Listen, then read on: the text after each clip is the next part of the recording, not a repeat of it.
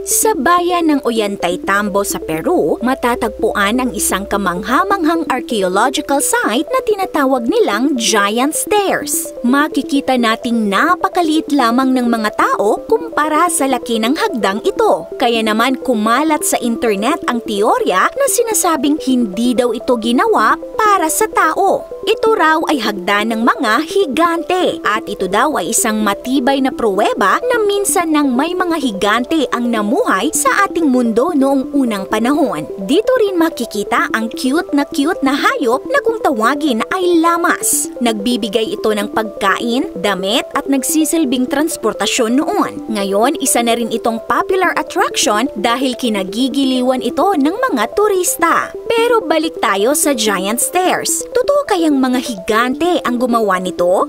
Maraming teorya na ang lumitaw tungkol sa giant steps ng Ollantaytambo. Pero ang katotohanan ay hindi ito gawa ng mga higante, kundi gawa ito ng mga Inca noong 15th century. At ito ay mga terraces na ginawa para sa farming, tulad ng ating rice terraces sa Banawe. Taniman ito ng mga Inca noon ng mga agricultural crops. Ang Inca site na ito ay isang ancient agricultural system. By the way, ang mga Inca ay isa sa mga sinaunang tao, sinaunang kaharian sa South America.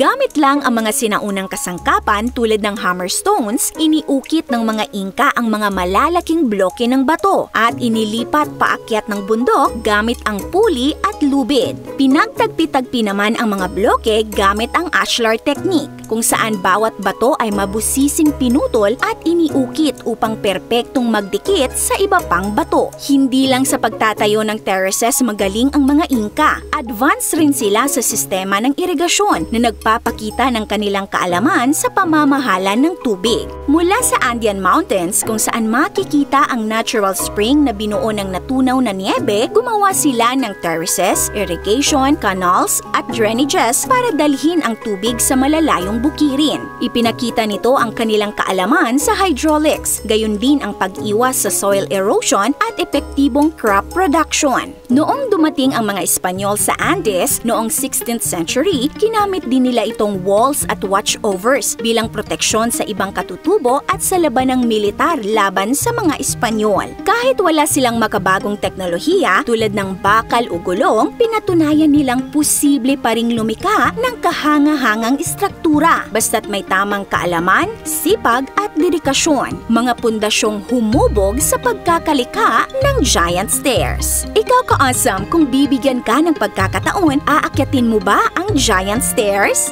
This is Ate O from Our Republic. Hanggang sa muli and stay awesome!